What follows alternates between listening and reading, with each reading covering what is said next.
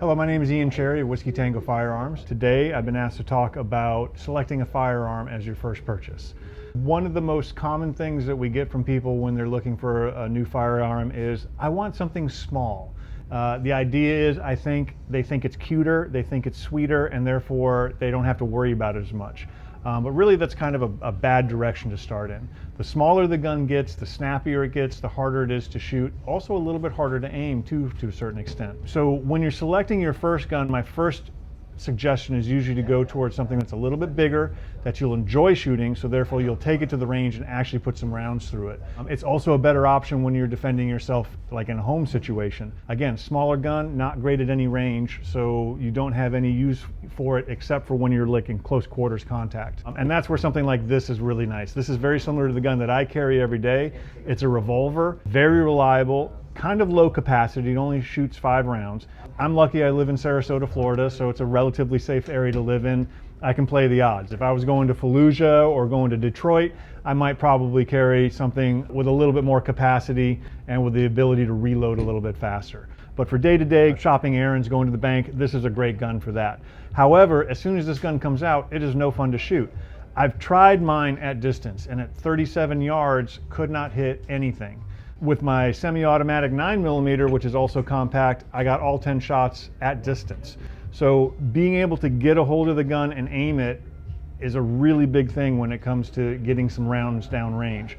But when it comes to carrying it, it's all about comfort. And this is where this comes in, because it is easy to carry, it's light, you don't know it's there most of the time. I've taken people and made them shoot my revolver for the first time, and everybody says it's a slap to the hand. It's a little bit hard to shoot. But the idea behind something light and small like this is that you're not going to be shooting it a lot. It's meant to be easy to carry. As soon as you get away from, hey, I'm going to be carrying this gun, then you get away from the tiny guns.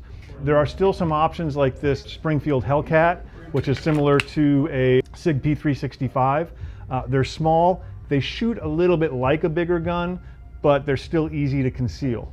The nice thing about Springfield is that they also, and SIG for that matter also, they do variations on the gun. So like this guy right here, you'll notice it's got a longer grip module and a little bit longer slide as well. So this is basically like a slimline, almost full-size gun. It's not too big that you couldn't carry it, and it's not too small that you can't enjoy shooting it to a certain extent.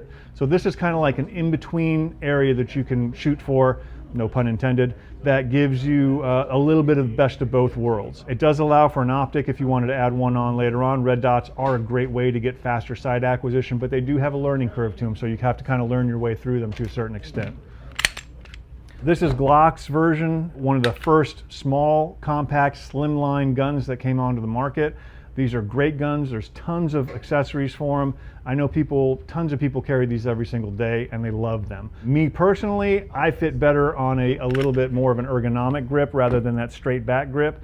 So for me, this HK P30SK is going to be a great option because it fits my hand better than the Glock does. However, it's not a thin frame, so it does have more printing. It's a little bit harder to put down your pants and be comfortable with it. This particular gun does come with an extended grip module, so you can get a full grip, so it feels like I'm shooting a full-size gun. One of the nice features of this gun is that it has a decocking button on the back of it. So if I'm carrying this in appendix carry, I can decock the gun safely, carry it with a double action trigger pull for the first shot, and then it's going to go to the short single action after.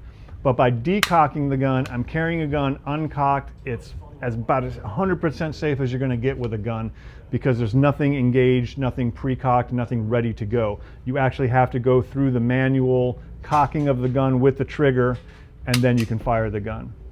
So this is my heavy carry. This is the gun that I would carry if I was a little more concerned about possible, gangs or whatever, like bigger cities, that kind of stuff.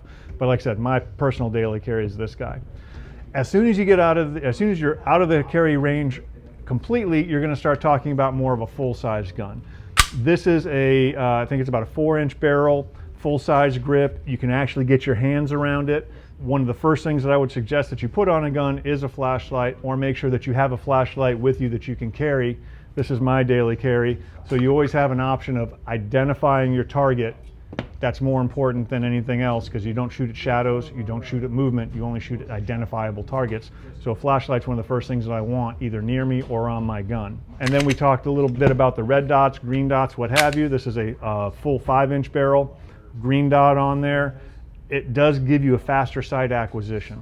But you'll notice with both of these guns, they're both the same size. This one just has a longer barrel. I've got a good sized hand. I can fit around that. I have more gun to hold on to. I'm gonna have more control over the firearm. It's gonna be a little bit easier to shoot, and therefore it's gonna be more fun to shoot.